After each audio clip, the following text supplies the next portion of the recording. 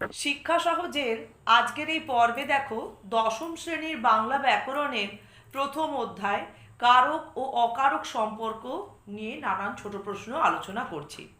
সামনেই তোমাদের প্রথম পর্যায়ক্রমিক মূল্যায়ন রয়েছে, তাই এই ধরনের প্রশ্ন তোমরা যত অনুশীলন করবে তত তোমাদের যেখানে যেখানে সমস্যা আছে সেগুলো দেখবে কাটিয়ে উঠতে পারবে। প্রথম প্রশ্ন দেখো, ঘোড়ার ডিম কি ধরনের সম্বন্ধের দৃষ্টান্ত? এটি হচ্ছে একটি অসম্ভব সম্বন্ধের দৃষ্টান্ত। 2 নম্বরে রয়েছে সাহায্য গ্রহীতা কারক কোনগুলি? তোমাদের মনে হতে পারে যে এটি কি ধরনের কারক বলা হচ্ছে। সাধারণত কারকের 6টি ভাগ এবং অকারক 2টি পদ, আর বিভক্তি অনুসর্গ অনুযায়ী কারকের যে শ্রেণীবিভাগ রয়েছে সেখানে আমরা দেখি কিছু কারক আছে বিভক্তি প্রাধান্য, যেখানে কিছু কারক রয়েছে যেখানে অনুসর্গের প্রাধান্য বেশি, আবার কিছু কারক থাকে যেগুলো সাহায্য গ্রহীতা কারক, আবার কোনো কোনো কারককে বলছে অকারক সহায়ক।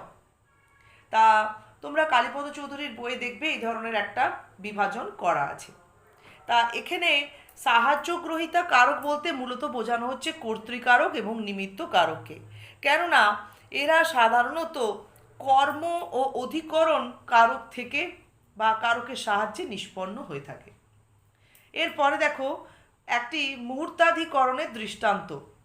বিকাল 3টায় অনুষ্ঠানটি হবে। এইটি একটি নির্দিষ্ট সময়কে চিহ্নিত করা হচ্ছে, তাই এটিকে মুহূর্তাধিকরণ হিসেবে বলা হয়ে থাকে। 4 নম্বরে দেখো ঝাড়ন দিয়ে ঝাড়ো, রেখাঙ্কিত পদটি কি কারক ও বিভক্তি? এটি হচ্ছে করণ কারক এবং শূন্য বিভক্তি। তারপরের প্রশ্নটায় দেখো একই বাক্য দিয়ে দেওয়া হয়েছে যে ঝাড়ন দিয়ে ঝাড়ো, রেখাঙ্কিত পদটি কি ধরনের করণ? না, এটি হচ্ছে সমধাতুজ করণ, কেননা ঝাড়ো এই ক্রিয়াটি ঝাড় ধাতু থেকে নিষ্পন্ন, ঠিক একই ধাতু থেকে ঝাড়ন এই করণবাচক পদটি জাত হয়েছে। এরপর 6 নম্বরে দেখো বলা হচ্ছে বেলা, নমিতা ও অমিয়া মাঠে খেলতে নেমেছে।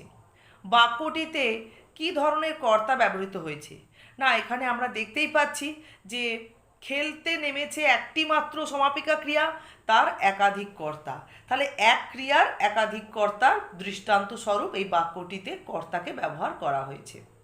7 নম্বর দেখো একটি ক্রিয়াজাত অনুসর্গের বাক্যে প্রয়োগ দেখাও। অনেক দিন ধরে সে গান গেয়ে আসছে, ধরেটা হচ্ছে ক্রিয়াজাত অনুসর্গ। এরপরে 8 নম্বর নির্দেশক সাধারণত বাক্যে কোন পদের সঙ্গে যুক্ত হয়ে ব্যবহৃত হয়?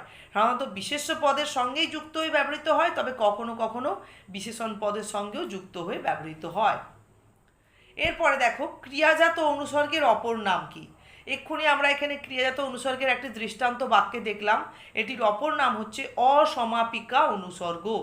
তোমরা হয়তো এটা ভেরি শর্ট অ্যান্সার টাইপ কোশ্চেনে থাকলে কিছুতেই উত্তরটা বুঝতে পারবে না, কিন্তু জিনিসটা তোমরা সবাই জানো যে ক্রিয়াজাত অনুসর্গ বলতে মূলত যেগুলি অসমাপিকা ক্রিয়া সেগুলিকেই বাক্যে ক্রিয়াজাত অনুসর্গ বলে চিহ্নিত করা হয়।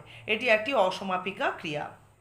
10 নম্বরে দেখো কারক শব্দটির ব্যুৎপত্তি নির্ণয় করো, বা ব্যুৎপত্তি কি? ক্রি যুক্ত অক ধাতুর চিহ্ন দিয়ে লিখতে হবে যে কারক। বা ধরো এই প্রশ্ন থাকতে পারে যে কারক শব্দটির প্রকৃতি প্রত্যয় নির্ণয় করো, বা কারক শব্দটির ব্যুৎপত্তিগত রূপ কি বললে এভাবে আমাদের বিশ্লেষণ করে দেখাতে হবে। ঠিক আছে, আজকের 10টি প্রশ্ন তোমরা অনুশীলন করো।